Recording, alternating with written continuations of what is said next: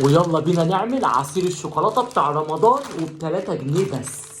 اول حاجه هنجيبها الخلاط بتاعهم، الخلاط ده دايما مظلوم معايا. اول حاجه هنجيب باكو اوريو. تاني حاجه 2 كانكويز. تالت حاجه بقى وهي جيمينيست هنجيب واحد هوهو كله.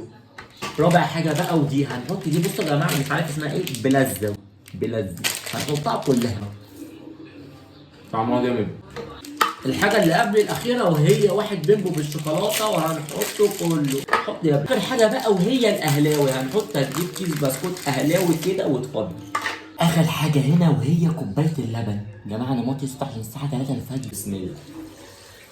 هنضيف بقى حاجه خفيفه عليهم كده، نص قرن موز.